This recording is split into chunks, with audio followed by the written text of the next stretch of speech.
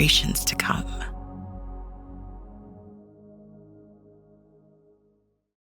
Good afternoon. It's 12:07 on April 12th, and this is the latest edition of the TDN Writers Room podcast. My name is Bill Finley. I am a correspondent for the Thoroughbred Daily News, and I also co-host the Down the Stretch show on SiriusXM Radio with Dave Johnson. I am Randy Moss.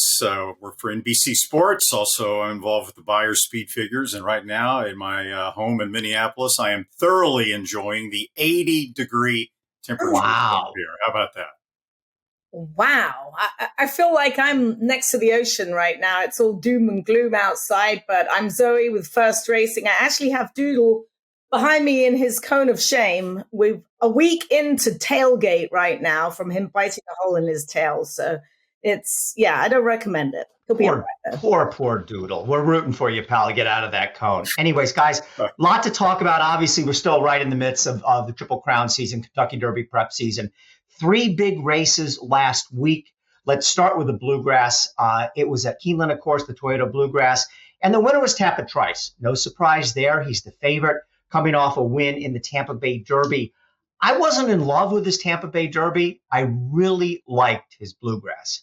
I thought he made a major move forward in a lot of respects. First of all, Randy, the Beyer number went from an 88 in the Tampa Bay Derby to a 99 in the Bluegrass. But more so than even that, in the Tampa Bay Derby, he just kind of ran to me like an immature horse, didn't really know what was going on, didn't kick in until maybe the final eighth of a mile. He was much different this week. He broke sharply, more sharply. He got himself into the race early.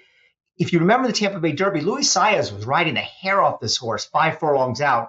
He took himself into the thick of the race without much urging from Luis Saez. Gets to the front, Verify, a very good horse from Brad Cox. He's got to battle him. He did. He wins. Can he win the Kentucky Derby? Absolutely. And I don't think I would have said that after the Tampa Bay Derby. Yeah, I mean, we talked before. We talked last week, actually, on this podcast, and we talked on the NBC show before the Bluegrass. One of the more interesting things to watch would be to see if the proverbial light bulb went off in Tapit Trice's head. Right, about, taking himself up to the competition instead of, being forced into it, as Luis Saez was having to do in the Tampa Bay Derby. A much more professional performance by Tapit Trice. And he also got that speed figure with some ground loss, 4 wide into and then 3 wide the rest of the way around the second turn. So he could even do a little bit better than that. I share your opinion that's mostly a big positive. There is one, though, negative that has flown completely under the radar for some reason. If you go back and you watch the Bluegrass closely, and especially if you can have access to the head-on replay, but you can also see it on the pan shot, going into the first turn, Tapit Trice is down on the inside of horses after, again, breaking so-so. He completely lost his action going into the first turn. He wasn't checked. He wasn't steadied. He did that on his own. Totally lost his action. Why? You have to be a horse psychologist. He's not talking. Only a couple of reasons really stick out as possibilities. One is that he sensed that the horses outside of him might drop in on him and got a little claustrophobic. The other would be he got a little kickback from the horses in front of him and reacted very poorly to the kickback. Both of those possible explanations do not necessarily bode well for the Kentucky Derby if Tapit Trice draws an inside post position. It'll be much more difficult for Luis Saez to get him to the outside away from those situations in the Kentucky Derby if he draws a post toward the inside as opposed to a post toward the outside. That's the only caveat I have about his race at the Bluegrass. I thought Verifying ran exceptionally well. He got a much easier trip than Tapit Trice, but he is the kind of horse that has the tactical speed to make his own good trips. And the Kentucky Derby is shaping up as a race that does not have an overabundance of early speed. So that will seem to help Verifying. Looks like we might get 5 horses out of the Bluegrass, possibly running on, with Blazing Seven, Sun Thunder, and Ray's Cane, 3, 4, and 5. But I only see, Zoe, the top 2 really as being any sort of leading contenders in Louisville. Yeah, Absolutely. And hold on, let me pull Randy out of the rabbit hole because he's starting to burrow down in that rabbit hole. I can only think what else is yet to come. But as far as your point of him losing his action going into the first turn, he was finally close enough to get some kickback. I mean, before he's been so far back, you don't feel any kickback when you're that far back. And I think he finally got it. And no, he didn't like it. He didn't like it at all. But as far as the race went on, he ran into it. I thought maybe he was leaning in, coming down the lane, if I'm really going to critique him. But a much better race than I was expecting from Tapit Trees. And this is the time where you want these horses to put in a much better race. You don't want them going backwards. You want them going forward. So a big thumbs up for me for Tapit Trice, Louis Saez not having to pedal maybe as hard as we all thought he had to pedal. Verifying, I don't think he lost anything in defeat. I think he's going to be under the radar a little bit going into the Kentucky Derby, but I think he's definitely going to be on my ticket because he's a horse I've always liked. Randy, is he the second choice in the Kentucky Derby, or is it Angel of Empire? I think it comes down to those two. Obviously, Forte will still be the favorite, I would imagine. But I seen like some of the Las Vegas guys and the offshore guys have Forte at like 3-1, which I think is probably pretty accurate. I don't see him being pounded down to 8-5 or anything like that. But to me, he's the second choice in the race, or should be the second choice in the race. I think it's going to be close. I think Angel of Empire will have a lot of support because even though he beat a weaker field in the Arkansas Derby, he did it in a much more dominating fashion than what we've seen from the other prep races. But yeah, I could totally see Tapit Trice second choice. And, to continue the theme that Zoe and I are kind of talking about here, my main concern about the kickback is that really going into Kentucky now, there are two possibilities. One is that he draws an inside post and he gets all kinds of kickback that he does not like, which is not good. And two, the only way to avoid that kickback is to get him to the extreme outside, in which case he's destined to lose a lot of ground possibly in the Kentucky Derby, because he didn't really do any running in the Bluegrass until Saez steered him to the outside. I mean, it was early, right? So he didn't have a chance to do much running, but he steered him out on the first turn. When he turned into the backstretch, he was on the extreme outside, and he continued without getting kickback and made that big run down the backstretch and on the outside all the way around the second turn. So that's my only concern about him, but I do believe he deserves to be either at least the co-second choice. And I think a lot is going to be made of who rides who, because as we were discussing last week with Pratt, obviously Go Rocket Ride is out of the equation now, but does he ride for Todd or does he ride for Brad? And I think that a lot of people will be looking at the wagering and figuring out where he goes, because right now nobody knows. He is riding Angel of Empire. Oh, he is? He is riding Angel of Empire, yes. Okay. All right. Well, that's one more point I wanted to make about the race and the performance. And I realize it's not this easy. This is not necessarily 1 + 1 = 2. But take a look at this. In the Tampa Bay Derby, Classic Car Wash was second. Tapit Trice beat him by only 2 lengths. Now, did Classic Car Wash run the same race in the Bluegrass? Probably not, but gives you some gauge for, maybe how much Tapit Trice improved. He beat him by 16.5 lengths in the Bluegrass. So that's an improvement of 14.5 lengths. Again, under for what it's worth category. Okay, plenty of other big races at Keeneland. Spectacular opening weekend is always the case this time of year. Goodnight Olive came back and looked real good in the Madison. But let's go to the Friday race, the Ashland, the prep for the Kentucky Oaks. And boy, this division, I tell you, I mean, oh boy, I want to say something nice about him. I can't, so I probably won't say anything at all. But, Kenny McPeak, he's tough. There were some big names in here. Punch Bowl, Julia Shining, Wonder Wheel, Defining Purpose gets the job done in there for Kenny McPeak. And again, in the for what it's worth category, in her previous start, she was 6 beaten 5 lengths by Wet Paint. So I think we already know that Wet Paint is the real deal, but I think that makes Wet Paint look a little bit better. But, this whole division from the start has been more about who's been disappointing rather than who has stepped up and, proven themselves with a few exceptions like Wet Paint. But, Wonder Wheel, last year's 2-year-old filly championship, she's just stubbed her toe this year. She couldn't win that race at Tampa Bay Downs against that 38-1 shot. And she was 6th in this race. It looks like she has not made that transition that a horse has to make from 2 to 3. Yeah, I mean, I thought the result of the, as you pointed out, the result of the Ashland totally flatters Wet Paint, who I think is going to be a fairly solid favorite in the Kentucky Oaks. I thought that the 2-3 finishers in there ran pretty well. Punch Bowl and Julia Shining. They were both slowly getting to defining purpose at the end. Punch Bowl didn't have the cleanest of trips, although she did save ground. But the interesting thing here is that right now, both Punch Bowl and Julia Shining are definitely on the outside looking in terms of points. They're going to need some defections. Right now, Julia Shining is 17 and Punch Bowl is 19. If those horses were, to get into the Kentucky Oaks, they could be among the top 5 betting choices, and yet they might be excluded from the race. And only if Kentucky Oaks field is 14 as opposed to 20 for the Kentucky Derby.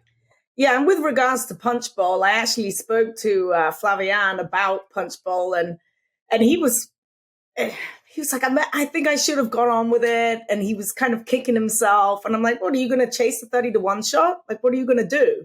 He's like, I don't know. Now hindsight's 2020, right? It's like, maybe I should have gone on and tested her, but I'm like, you can't do that. Nobody was going to know the outcome of that race, and you were on the best horse.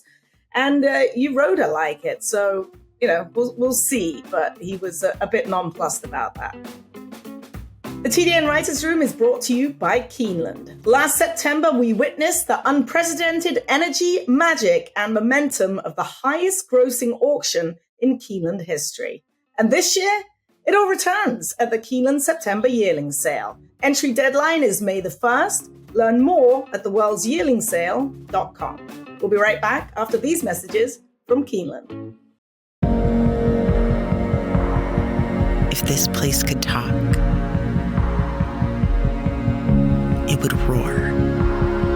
It would say, this is racing. This beating heart in the heart of horse country. Steady and strong beneath the roar. Reminding us why. For the love of the horse. For generations to come. Maximum Security proves he's the real deal with a gate-to-wire win in the Florida Derby. Champion 3-year-old. Maximum Security has won the TVG.com Haskell Invitational. 11 triple-digit buyers. Maximum Security, he smoked them in the Cigar Mile. Grade 1 winning 4-year-old. Maximum Security takes them all the way in the TVG Pacific Classic. Secure your mare's future. Maximum Security. The TDN Writers' Room is brought to you by Coolmore. It was a big day for Ashford Stallions in Classic Preps on Saturday, with American Pharaoh kicking off the party when his daughter Promise Her America won the Grade 3 Gazelle to punch her ticket to the Grade 1 Kentucky Oaks. Later that same day, Practical Joke's Practical Move won the Grade 1 Santa Anita Derby, while Justify's Verifying finished a neck second in the Grade 1 Bluegrass. And over on the turf, Motown got his first graded stakes winner when Mo Stash won the Grade 3 Transylvania Stakes at Keeneland on opening day. And on Tuesday, if that wasn't enough, Justify got his second European TDN Rising Star and his 5th overall when his 2-year-old daughter, Rantrell, was an easy winner in her first outing at Chantilly. Let's head west from Keeneland and talk about the other big Derby preps of the week. And we start off now this segment at Santa Anita. And boy, Practical Move, he checks a lot of boxes. He's consistent. He fights. He won again, won the San Felipe, won the Santa Anita Derby, clearly on top of the 3-year-old division in California. And talk about, he'll probably be about 4th, 5th choice, I would imagine, in the Kentucky Derby, something like that.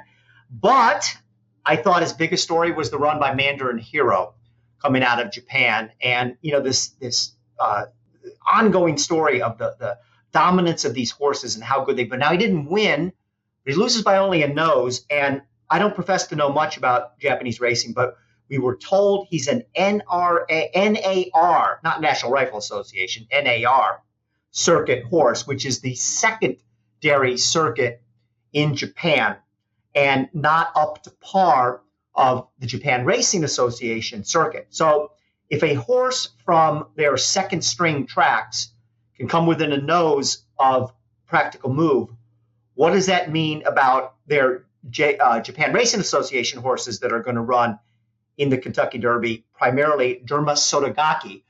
Randy mentioned points earlier. Mandarin Hero is on the outside looking in as well in the Derby with 40 points. It's amazing. Last year, Rich Strike, the last horse to get into the Kentucky Derby on the points and to win, had 21 points.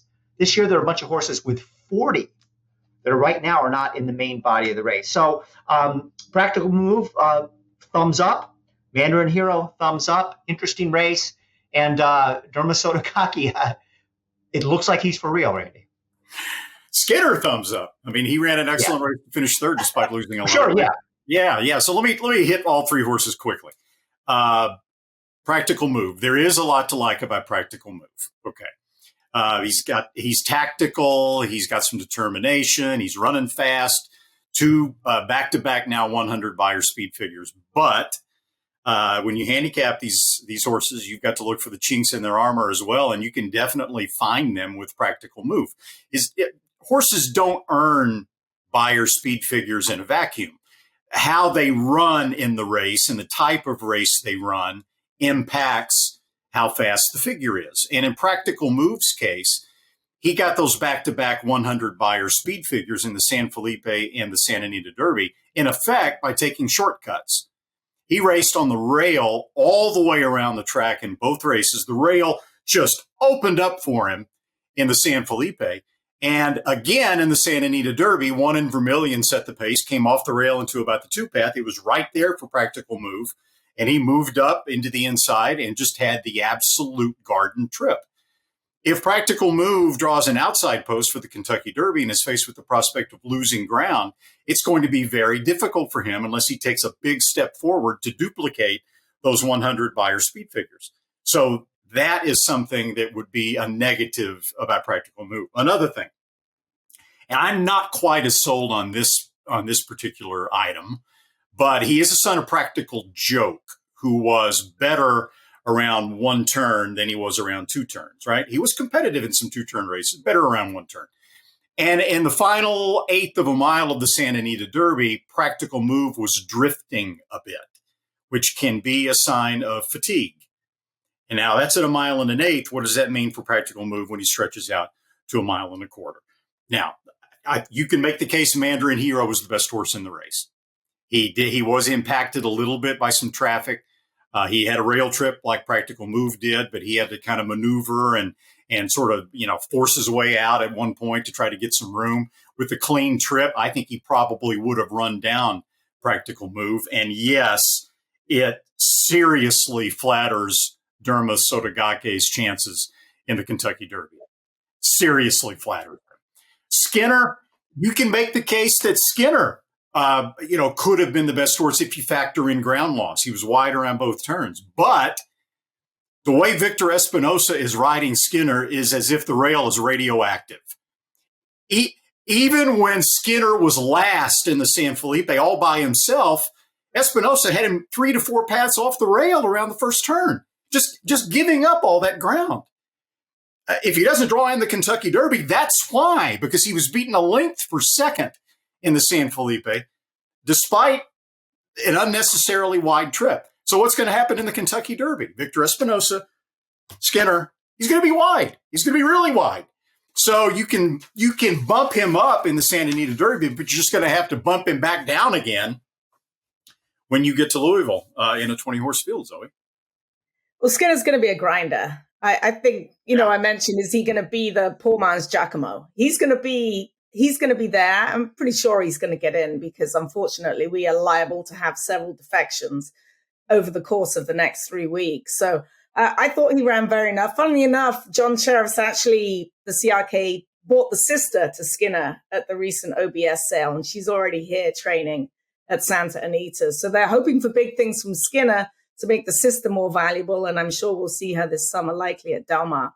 So I thought he ran well. Of all of them, he's going to love the mile and a quarter. There is no question about that. And he's not an overly big horse, so if he gets stopped, it's not really a problem. I mean, you'd think he was 18 hands with Victor going the overland route every single time, but he's not. As far as not Derma Sotogake, the Mandarin Hero, yeah. Mandarin Hero, What a game little horse he is. I mean, I got to follow him around. When we taped the podcast last week, we'd shown, just a 53 and change work from the poll that was just, so. But he came back on Thursday and they didn't really want an official time, but they had to have one anyway. They opted for 24 and change for a quarter out of the gate. But he worked 36 and 4 out of the gate pretty nicely and pretty handily. It was almost like the gate woke him up. And that was something that I needed to see. Even in the pre-race warm-ups, KK took him away from the pony. And I'm like, wow. And he whizzed by us standing at the starting gate. I'm like, that's actually faster than he worked the other day. So it started to pique my interest. Maybe he's just a very relaxed horse who race day does wake up. And he's the type of little horse that can be tactical, can be stopped, and can be maneuvered. And I've got no problems with Kazushi Kimura riding him in the Kentucky Derby should he get in, because that kid can flat out ride. As far as practical move, do you feel sometimes he makes the lead so easily he waits a little bit? Because that's kind of what I'm seeing. I can see the distance limitations, but he's out a Fleet Alex mare.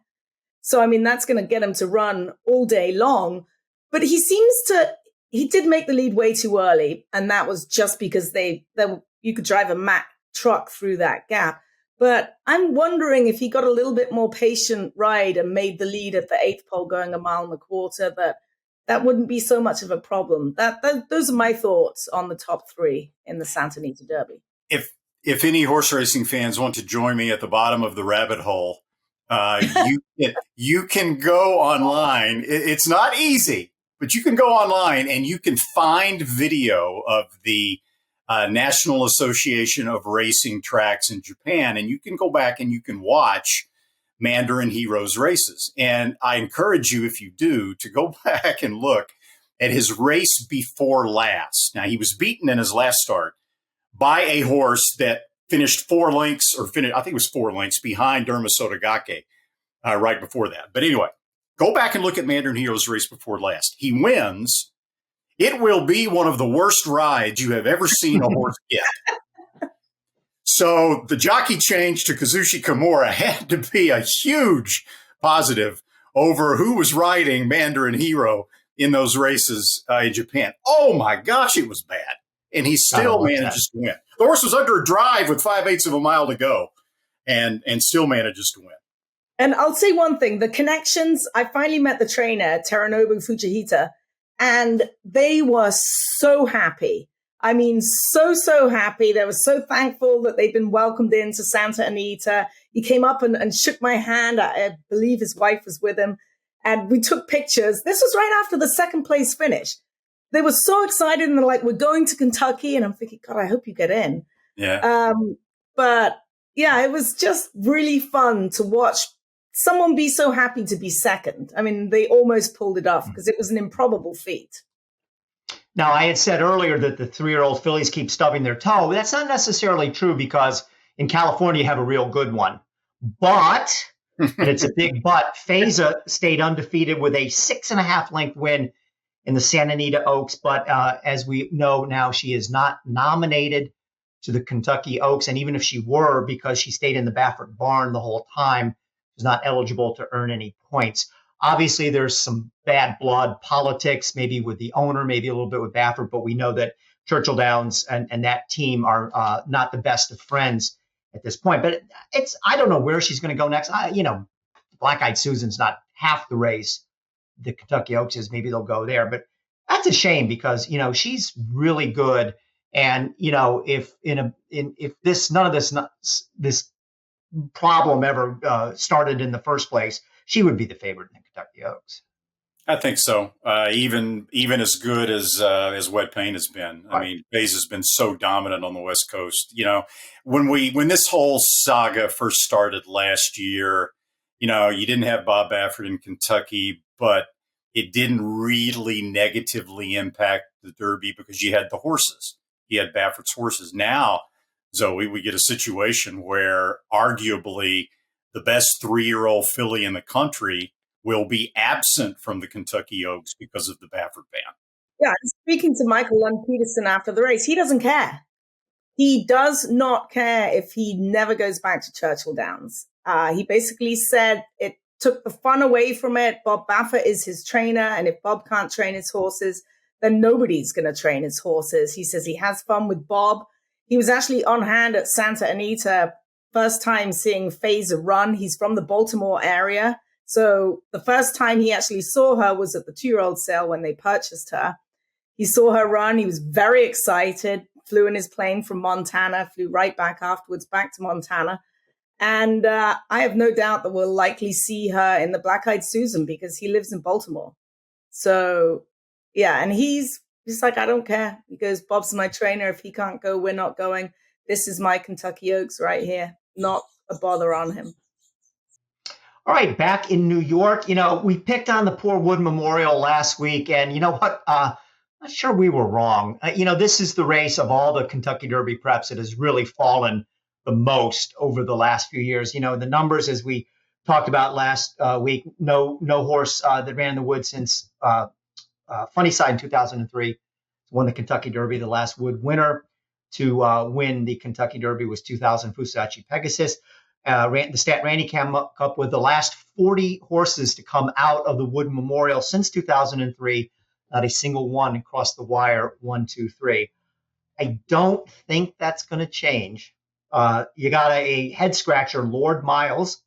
Guess it makes Tapit Trice look good. He was 5th, beaten 5 3/4 lengths behind him in the Tampa Bay Derby, 6th in the Holy Bull. It was an exciting race, I'll say that much for it. But Lord Miles by a nose over hit show. The Brad Cox horse, another head back to Dreamlike, the maiden for Rapoli and Todd Pletcher. Lord Miles has earned his way into the Kentucky Derby, but it's going to be 30-40 to 1, and I wouldn't bet him at twice those odds, Randy. Yeah, I mean, I agreed with the no call of the objection through the stretch. There was so much bumping and grinding going on. It was hard to pin the fault on any one horse or rider. Kind of the same thing I thought with Verifying and Tapit Trice in the Bluegrass. I thought that objection, I thought Florent Giroux took a shot, but I thought it was more Verifying coming out into Tapit Trice at the end and vice versa. But this race was a complete mess from start to finish. I mean, the first turn was a complete disaster. Slip Mahoney, General Banker, Mr. Swagger, Uncle Jake, all were severely compromised, especially Slip Mahoney. And then you had the bumping and grinding of the 3 horses coming down the stretch, and then you had the slow time on top of it all. I'll be shocked if this race has any impact at all on the Kentucky Derby scene. If you had to pick a horse, it would be Hit Show. I thought he was the best horse in the race, given that he had to go really wide around the first turn, couldn't really drop in, lost ground, probably was the best horse. So you can bump up his 93 buyer speed figure a few points, but bad race. I concur. Basically, I concur. Hit Show for me was the best horse going in. We know that Arctic Arrogance is liable to run in the Withers. I mean, in the Pat Mile on Derby Day, he was 4th. Everything Randy said and more. All right, what's going on out at Santa Anita? Well, here comes our weekly segment, First Things First, with Zoe Cadman. Cheers to a great, run-happy Santa Anita Derby Day. I've got my beer, I'm about to go and see the Compton Cowboys, but let's take a look back and see who I've been stalking today. His name starts with P. It's Practical Move!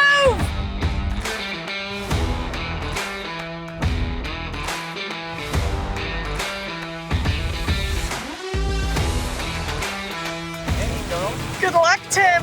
Thank you. We're rooting for you. I'm sorry? We're rooting for you.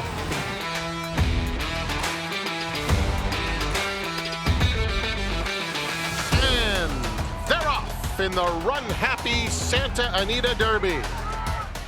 Practical Move, Mandarin Hero. Practical Move has won the run-happy Santa Anita Derby.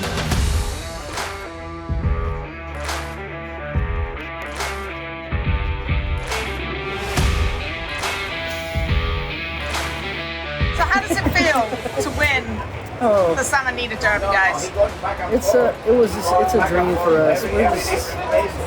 We're just so flying. excited. It's been a ride and a half. Any anxious moments? Yeah, the last 50 yards, I was getting worried. That horse was inch and nip on us, just getting there, close. Watch him gallop out. He gallops out. They never pass him, though. Looks like you're going back to Kentucky, boys. Yes, ma'am. You had fun last year, didn't you? Yeah, that was amazing.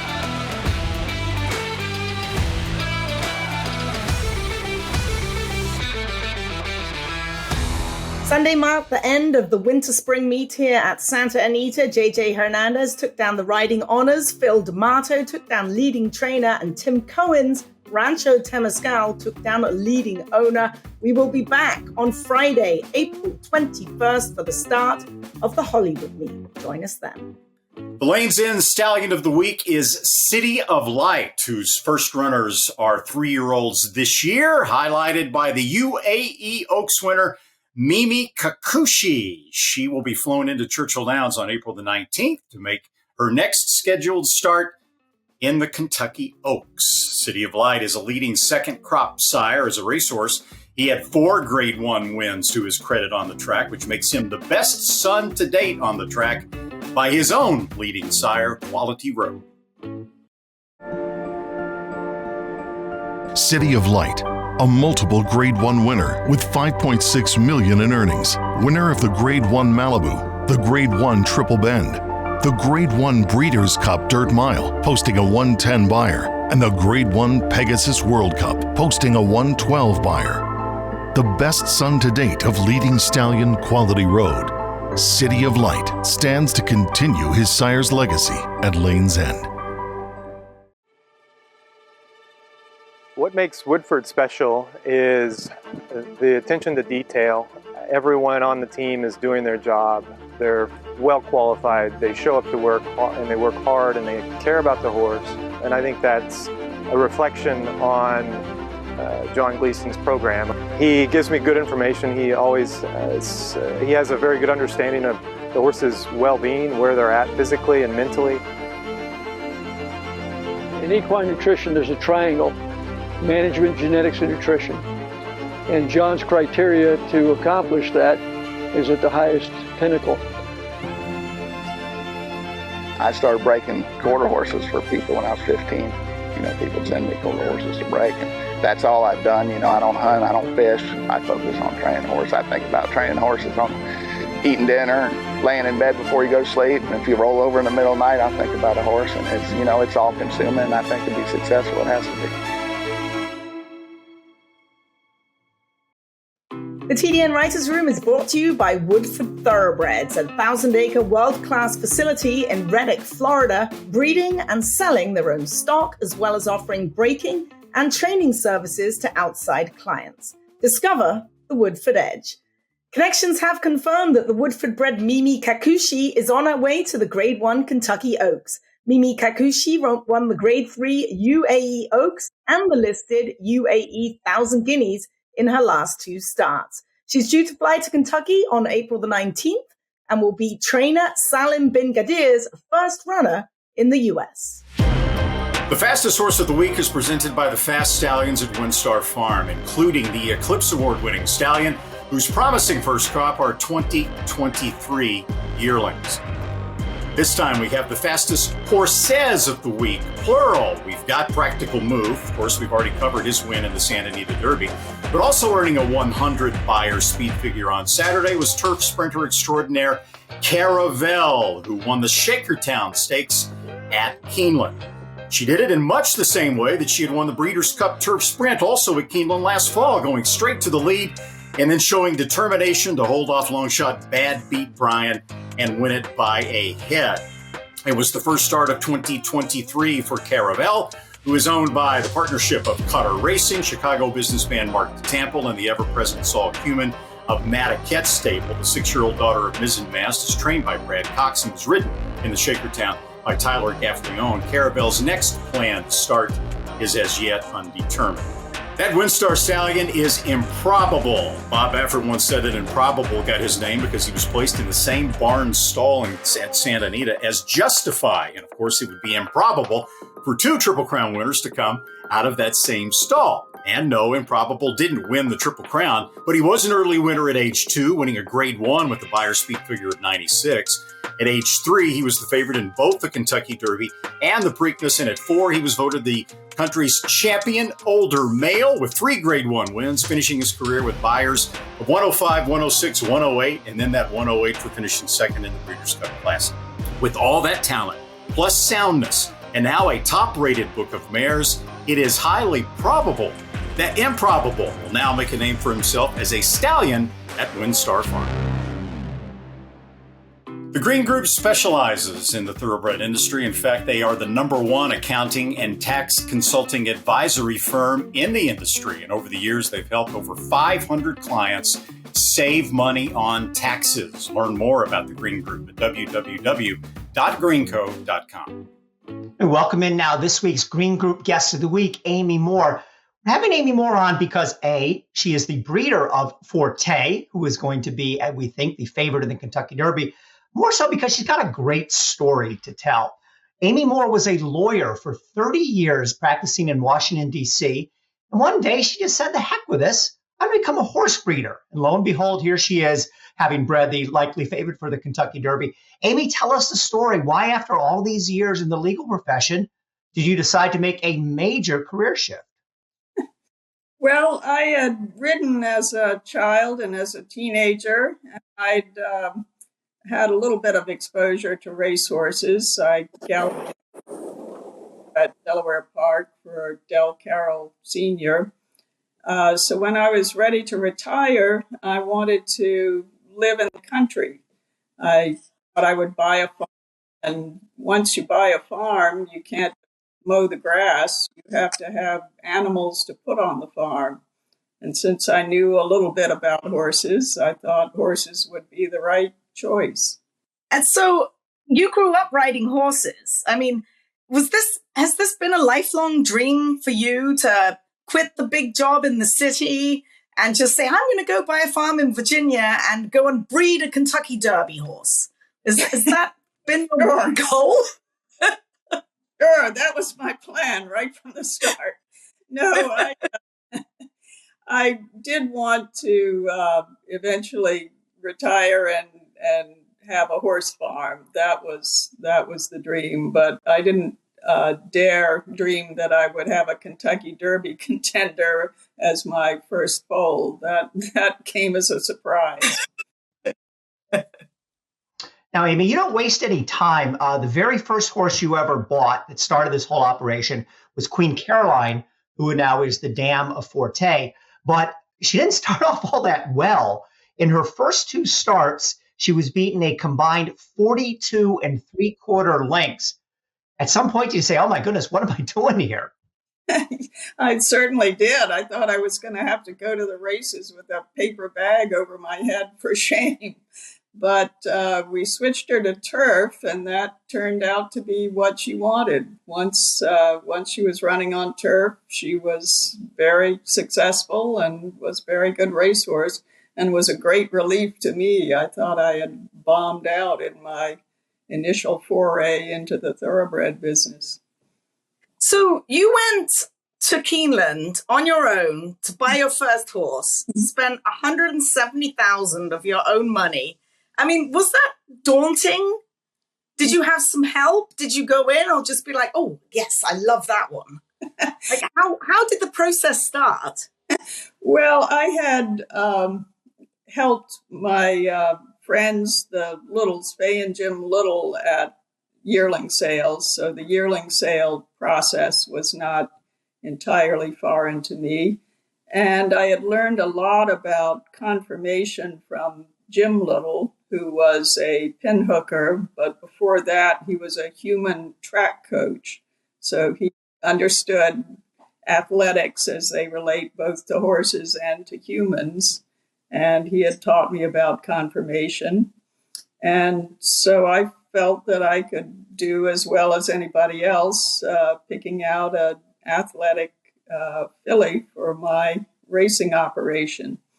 Of course, there were details that I didn't know. I didn't know you had to fill out a card in order to see the So I went to the first consignment and said, I'd like to see so-and-so. And they said, well, fill out a card and we'll bring the filly out. But I got over those initial hiccups and thought I could do all right picking horses. And it's quite a process for sure. Yeah, it is. It's a much more elaborate process now than it was when I was leading out yearlings for the littles and showing them to prospective buyers. It's gotten a lot more efficient, I guess. Oh, Amy, the very first horse you race turns out to be a stakes winner, Queen Caroline. The very first horse that you get as a breeder is her son, Forte, now a Grade 1 winner, the Florida Derby, et cetera. And as we mentioned, obviously going on to the Kentucky Derby from here. But, you had to make these decisions along the way, and you obviously have made a lot of smart decisions. Why did you breed Queen Caroline to Violence? Well, first of all, they were a very good physical match. I was looking for a stallion for her first mate that was affordable. And Queen Caroline was, as you've already mentioned, not a good runner on dirt, but a very successful runner on turf. And yet I was trying to breed for the commercial market, which wants dirt runners and wants horses that are precocious, whereas Queen Caroline, as you said, was beaten 42 lengths in her 2 starts as a 2-year-old. So I thought I needed a stallion that had was a dirt stallion, a stallion who could produce runners on dirt, but also maybe had some turf credentials in his pedigree. And Violence was by Medaglia d'Oro, who can get good runners on either surface. He had won a Grade 1 race on synthetic, which is reasonably close to turf. He was a precocious horse, and he was a very good match for the mare physically. So that was how I chose him. Amy, anyone listening to this is going to think, wow, how easy is this? She just walks in here, she goes to the sale, doesn't know how to fill out a card, she picks the mare. Her first one that she's ever bred is going to the Kentucky Derby. And they're listening and they're like, wow, this is an easy game. But we all know, I mean, I've bred some useless horses myself, that it's not an easy game. And there are extreme highs and extreme lows. Tell us about Queen Caroline and what's happened with her foals since.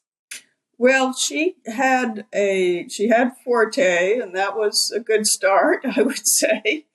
Her second foal was by Uncle Mo and was a very nice yearling colt, sold last September at the Keeneland sale. He was beautiful, by the way. Oh, thank you. Yeah. Yes. He was a very nice colt. I liked him a lot. And then her third foal was born dead for reasons nobody knows. Certainly I don't. And so it took a long time for her to get over that. He was a difficult birth for her, and she had an infection, which we took a while to clean up. And her fourth foal would have been by not this time, but she lost that foal, I think, as a result of not being completely over the dead foal.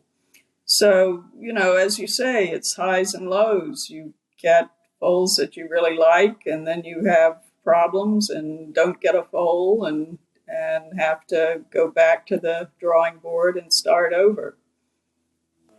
Who did you breed back to? Who's she in foal to now? She is in foal to Flightline, and she's checked in foal at 42 days. So she seems to be doing fine, and I'm very excited about what that foal will turn out to be. So, Amy, your farm is in Virginia. That's where we're talking to you today.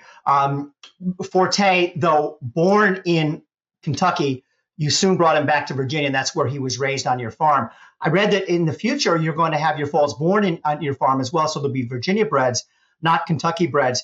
Take us through that. I mean, Kentucky. There's so many advantages to breeding in Kentucky, but that's not to say that Virginia is a bad place to breed. But why are you choosing Virginia sort of over Kentucky now? Well, I'm a Virginia farmer, and Virginia has a great breeding program. If you have a Virginia bred foal, you're eligible for awards, breeders' awards, if the foal wins anywhere in the United States. It's one of the best breeding programs in the country. So for me, as a commercial breeder, it makes a lot of sense to be breeding in Virginia. The problem was that when Virginia did not have racing for several years, we lost a lot of infrastructure. So it was hard to find a place that could do a good job of foaling outside mares. I don't want to foal my own mares, so I send them to another place to be foaled. But I was fortunate to find Patricia Ramey at Huntridge Stables, who's been very good and has foaled my last 2 years worth of foals and done a terrific job. And the Virginia program is just so important, basically all across the country. Are you president of the Virginia Thoroughbred Association? You are immersed. I am at the moment. Yes, I graduated from being treasurer and signing all those checks that people are getting. But yes, it's a great program in Virginia. The Virginia Equine Alliance and Virginia Thoroughbred Association developed the Virginia Certified program, which brings a lot of outside horses to Virginia. And that has been a lifesaver for farms like mine. I have a bunch of yearlings who are here now as boarders to be Virginia certified. So it's a state that really supports the program. The legislature is behind us, and is running again, and we see a bright future ahead. Amy, what did you think of Forte's Florida Derby? I don't believe you were there in person, but I'm sure you're watching his every move. And he wins again. Maybe some of us on the podcast thought he's maybe a little bit more impressive in the Fountain of Youth than he was in the Florida Derby, but certainly it's another step in the right direction. What did you think? Well, I thought the Florida Derby was a heart stopper. I didn't think he was going to get the job done. At the 8th pole, I thought he might be third. At the 16th pole, I thought he might possibly be second, but I never dreamed he was going to get up and win.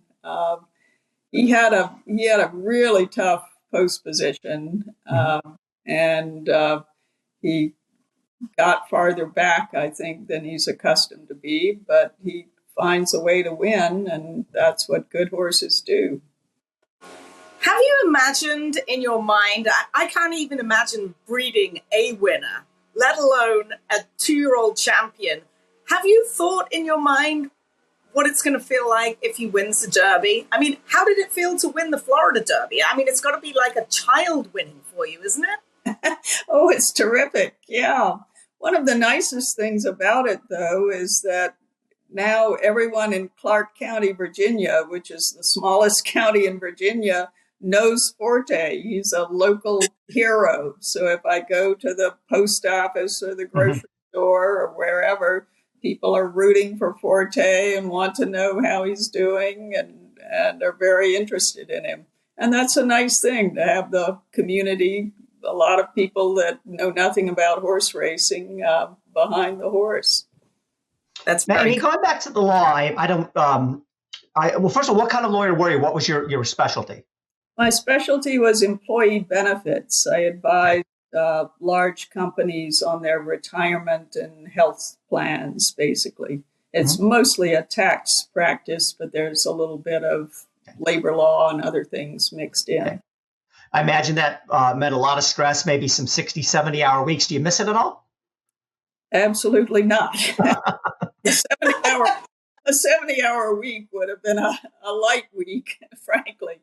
Yeah, it was very intense, a lot of hard work. It was fun because you're working with extremely bright people, and that's always challenging and fun. But no, I have never looked back. I like being a farmer a lot better than I like being a lawyer.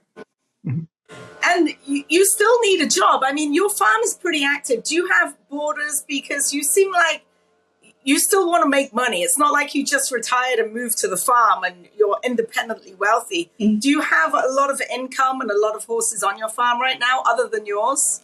I have a lot of horses, a lot of income I would like to have, but I have a lot of expenses. But no, I'm operating as a business. It's really two businesses. One is breeding and selling what I breed, and the other business is boarding other people's horses. And I have a lot of yearlings here. Right now I have 17 that belong to other people and 2 that belong to me, and some retired horses and some brood mares and some miscellaneous fox hunters and things. But yeah, it's a lot of work. I'm the bookkeeper for the farm. I have 2 very good farm workers. So among the 3 of us, we keep the operation going. Amy, I got one more question. You mentioned Flightline and the breeding to Flightline. How much are you hoping and praying for a filly? Because I think I read that you are 0 for 7. You just keep getting breaks. I'm now for 8. 0 for 8. Yeah, I had a foal by Not This Time, born January 31st. He's a beautiful colt, but he's a colt. So I'm still looking for my first filly. I would love to have a filly by Flightline out of Queen Caroline. That would be a dream come true. Well, Amy, we know it's not this easy, but somehow you are making it look easy. Congratulations on all your success. Imagine the first horse you ever breed might win the Kentucky Derby. What an incredible story. Thanks so much for joining us this week on the TDN Writers Room podcast. Oh, well, thank you for having me. I've enjoyed it. Thanks, Amy. This week's guest of the week, Amy Moore, will receive a free 1-hour tax consultation from the Green Group. You can learn more about how the Green Group can save you on taxes at www.greenco.com. Are you paying too much in taxes? The Green Group can help. There's a reason the most successful owners, breeders, and horsemen select the Green Group as their tax advisors. They save you money and share successful strategies. Over the past 40 years, the Green Group founder, Len Green, has owned and bred some of the best racehorses in the history of the sport, like Eclipse Award-winning champions Jaywalk and Wonderwheel. His DJ stable competes at the highest level and has received the game's most prestigious honors. Len Green's in-depth, hands-on industry knowledge, combined with cutting-edge tax-saving strategies, has produced positive results for his clientele and has made the Green Group the top-rated accounting and tax firm in the thoroughbred business. For a confidential and complimentary consultation, contact us at 732-634-5100 or visit our website at www.greenco.com. The Green Group, proven strategies to save you taxes. Here in Pennsylvania, we're proud of our breeding program, the best in North America, but we're also proud to be leaders in this industry. The PA Horse Breeders Association is funding cutting-edge research at Penn Vet to detect gene doping in thoroughbreds, and we endorsed the SAFE Act to help protect the most vulnerable horses. Plus, we're pleased to support the aftercare programs set up by our horsemen's groups. Just a few of the reasons why you should join us in Pennsylvania, the premier place to breed and race. The TDN Writers Room is brought to you by the Pennsylvania Horse Breeders Association, the PHBA. We told you last week about how Pennsylvania-bred Angel of Empire rolled home in the Arkansas Derby. Well, the hits just keep on coming for Pennsylvania breds because Caravel last Saturday was the winner of the Shakertown at Keeneland, coming off, of course, that big win in the Breeders' Cup Turf Sprint. Caravel was bred in Pennsylvania by Elizabeth Merriman, and now Caravel has won 5 graded stakes. Don't know yet about the next start for Caravel, but her wins just keep on coming. For more about breeding in Pennsylvania, visit www.pabred.com. Well, some big races this weekend coming up, including the Apple Blossom. We'll get to that first. But, guys, I want to talk about a story that I had in the Thoroughbred Daily News this week. Trainer Ron Fauché, he had won the training title at the Fairgrounds 3 straight years, is a very good trainer, very successful. His earnings last year for his stable were $2 million. He had 81 winners, and he has left training to become a jockey agent. Now, we've seen this story before, a couple other people, Kieran McLaughlin, et cetera. And the reason was, he says, he can't make a good living being a trainer. He says, this was a lot of work. And in all honesty, over the last several years, I wasn't making any money doing it. And this is a story that is becoming a bigger story seemingly all the time. With, if you see a trainer that wins 5 races a year, well, okay, I get it.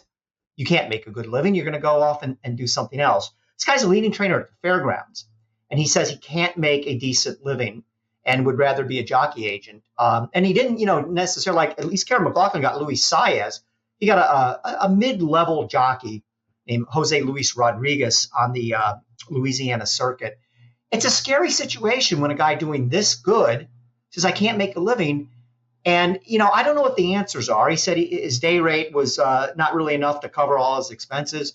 And that's what the day rate is for $75 a day. Says that's pretty standard for trainers that are year-round on the Louisiana circuit. Randy, what does this say about the difficulties trainers have?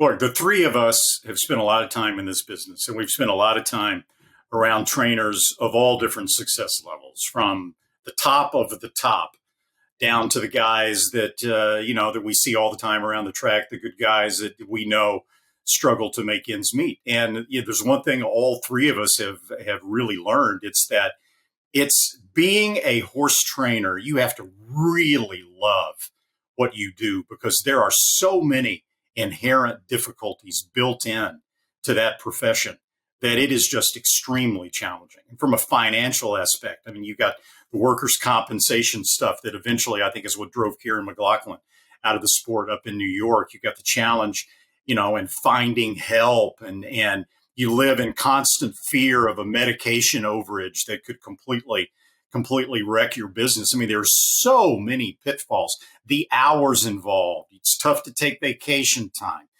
There's a lot of travel involved if you're not on a circuit where there's year-round racing. So you're forced to spend a lot of time away from your family. I can see why some of these guys like Ron get frustrated, especially if they're having trouble paying their bills, despite the fact that they're a leading trainer at a major circuit. Look at Kieran. Kieran was near the top of his profession and decided to get out. And it just kind of drives home the point that if it's this tough on guys that are really successful, just think about how difficult it is on the little guys. Yeah, it's a tough game. It's a really, really tough game. Now, he hasn't ruled out coming back to training. That's one thing he has not ruled out. And we do know that he was one of the trainers down in New Orleans that had a big beef with HISA. So that was, I think, one of the reasons moving forward as well, that he didn't want to deal with any of the regulations as far as HISA is concerned. And this kid was riding for him, so he's going to take the kid's book, has not ruled out coming back to training. Honestly, it wouldn't surprise me if we saw him come back for the next New Orleans Fairgrounds meet. But for now, he wants to spend some time with his young family. And we all know that being a horse trainer is a 26/8 job. There are no days off. There's no time off. Every time you pick up the phone, something's happened. So I think he's taking a little bit of a time out. And if Rodriguez, kicks off, then he'll be doing just fine. So, Rodriguez had a decent enough meet at the fairgrounds. I think he was 6th. And the bulk of his winners came for riding for Fauché. So he's going to just continue that on with him. I wish him the best of luck. I really do. He's a nice guy. Yeah, we'll stay tuned to that story. And we wish him luck as a jockey agent, or if he does come back to training, which I would imagine he probably will. He's only 40 years old, and maybe he can figure out a way to make ends meet a little bit better, maybe raise his day rate or something like that. All right, this weekend's racing, obviously Keeneland. Again, we're right in the middle of this terrific meet. 3 stakes on Saturday, including the Jenny Wiley and the Lexington Stakes, which a handful of Derby points are available in that.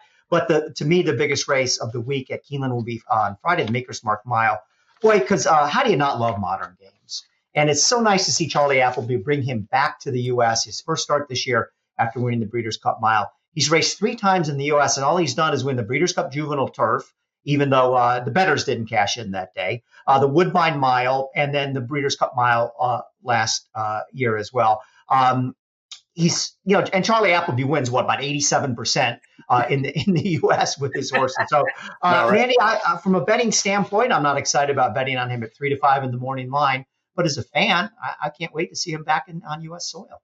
Yeah, I mean, I would have, get a chance to look at the past performances to see if there's anything in there you can feel good about hooking him up at an exacta and try to capitalize on. But yeah, it's just this is going to be just a fun race to watch, maybe more so than bet, and really appreciate exactly how good of a horse Modern Games is, because he's really, really good, and it's really great for the sport in the United States specifically, that a guy like Charlie Appleby is willing to bring Modern Games over to run here, since he's proven in this country so often, not just in the fall leading up to the Breeders' Cup, but now even in the spring at Keeneland. I think that's a big step. It's nice. Yeah, I can't wait to see him. I will be watching. I could give some credence to Emmanuel in there for trainer Todd Pletcher, because all of a sudden he's got good. Yes, that's been coming in grade 3s at Tampa and Gulfstream Park. And then there's a newcomer for none other than Chad Brown in there, Dr. Zempf, who's 6-1 on the morning line. If you look back through his past performances over there in Europe, he's run against the likes of Kinross. He got beaten 2.5 lengths to Go Bears Go, who was a really, really stellar 2-year-old. That was in the Railway Stakes. So I think that Dr. Zempf will likely be bet down from that 6-1 morning line for Chad Brown and Peter Brandt, and he'll get the services of Gaffione, who won on him and in the easy victory at Gulfstream Park last time out. So just his second U.S. start, but really looking forward to seeing Modern Games. And Bill, as far as the Lexington goes, I mean, we're taping this obviously on Wednesday morning. We don't know the entries yet for the Lexington. That could be potentially significant for the Derby, because right now a probable starter, I think, is Disarm from the Winchell stable, trained by Steve Asmussen, who was a good second, pace compromise second to Kings Barnes in the Louisiana Derby. Right now, Disarm has 40 points, and he's on the outside looking in. The Lexington offers 20 for first, 8 for second, 6 for third, and 4 for fourth. So if Disarm can run 1, 2, 3, he can pretty much be guaranteed a spot in the Derby field. And maybe even with a couple of dropouts, a fourth place finish could be enough for Disarm to get into the field and potentially knock out a horse like Jace's Road. Yeah, he's definitely going to be one to bet in there, because confidence game is not going for trainer Kent Sormo. He said he's going straight to the Derby. All right, so that's the story in the Lexington Saturday. From a purse standpoint, grade 1 standpoint, the Apple Blossom at Oaklawn with $1 million purse headlines the action there. Two ways to look at it. You got two terrific horses in there in Secret Oath and Clairiere. You only have a 4-horse field. And one of the horses I feel the need is coming out of starter allowance races, and is 1 to 1,000 to finish last in there. Randy, I think it's disappointing. Well, it is. I don't think it is disappointing. There's only 4 horses in such a prestigious race. But you have 2 very good horses. Secret Oath was a dominant winner over Clairiere last time out in the Azeri, beat her by 2 lengths and change. Can she turn the tables on her in the Apple Blossom? We'll find out. And can Wayne Lucas win still another huge race on his 87-year-old season, where he is training like he's 35 right now, and his horses are running their eyeballs out. So that's the story at Oaklawn Saturday. Yeah, you can make the case pretty easily that the Apple Blossom is the number 1 non-Breeders' Cup race in America for older fillies and mares. If you look historically at the race, it's just sensational. And on paper, visually as well, there's really nothing you can find that would lead you to believe that Clairiere can turn the tables on Secret Oath at Oaklawn Park. Secret Oath seems to be at her very best at Oaklawn Park. She was a dominant winner of the Azeri. They were both making their first starts since the Breeders' Cup, so there was no recency issues there. You could logically assume that Steve Asmussen had Clairiere ready to go for a race like the Azeri, just like Wayne had Secret Oath ready to go. So I would expect to see Secret Oath win again, although I also suspect a little bit later on in the year that Clairiere will prove probably to be the better of the two when we get closer to the Breeders' Cup. And by the way, really nice to see Stone Street bring Clairiere back for her 5-year-old season. It would have been really easy to retire a mare of her stature by Curlin out of cavorting to the broodmare band, and Barbara Banke instead decided to bring her back to run. It's good for the sport, and 3 cheers for her in making that decision. Yeah, I'm right with you there, Randy. I think it's going to be a fun race to watch. It's going to be a jockey's race. Obviously, Hot and Sultry will likely be the pace setter, and Secret Oath and Clairiere can play cat and mouse behind her. I'll be watching it for sure. Secret Oath, much the best in her last over Clairiere. And we'll see who comes out on top this time. The TDN Writers Room is brought to you by XBTV. The XBTV workout of the week is 2 for the price of 1 as we take a look at English B. She is on the outside of Sparkle Blue here for Graham Motion at Palmetto. See, we're not just out here in Southern California. We have people on the ground down there at Palmetto's as well. It looks like English B actually will be headed to run in the Modesty at Churchill Downs, and Sparkle Blue will run in the Henry Clark at Laurel. Those two seen working there for trainer Graham Motion.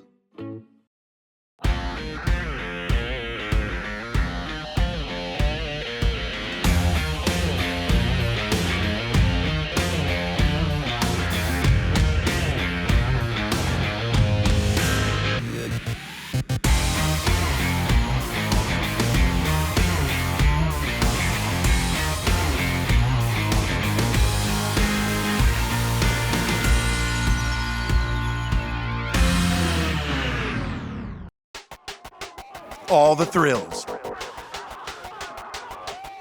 Fraction of the bills. Experience the power of the partnership. Change your life, make new friends, and compete at the highest level of thoroughbred racing. West Point Thoroughbreds, the gold standard in racing partnerships. Visit westpointtb.com. The TDN Writers Room is brought to you by West Point Thoroughbreds. Joining a West Point Thoroughbred partnership can vault you into the world of instant camaraderie among people surrounding high-class horses and stakes action for a fraction of the cost of doing it on your own. Would you like to become a West Point partner and do some good at the same time? West Point has generally donated a 2% partnership in the unraced 2-year-old Lady Bonheur to help raise money for Habitat for Humanity's Veterans Build program. The program helps injured veterans stay in their own homes by making critical home repairs, adapting the homes to vets' needs, and maintaining them so they can live with dignity. Lady Bonheur is the daughter of Munnings and will race on the New York and Florida circuit for trainer Christophe Clement. As a 2% partner, you will receive no future bills and will be a partner for the entirety of her racing career. The package is worth just under $4,000 and a silent auction will take place on April the 29th. To register a bid, contact Sue Finley at thetdn.com. And this week's Remy cartoon, which runs every Friday in the TDN, is in. And imagine if when horses breed to one another, actually had to have a wedding ceremony before they were allowed to do it. Well, in Tappet Wedding, which is the title of Remy's cartoon this week, he tackles that very subject. So that's a wrap for this week's Thoroughbred Daily News Writers Room podcast. I want to thank our Green Group guest of the week, Amy Moore. I want to thank my partners, Zoe Cadman and Randy Moss, along with our producer, Patty Wolf, our associate producer, Katie Petrudiak, and our editors, Anthony LaRocca, Leah LaRocca, and Nathan Wilkinson. See you next week. Thanks for tuning us in.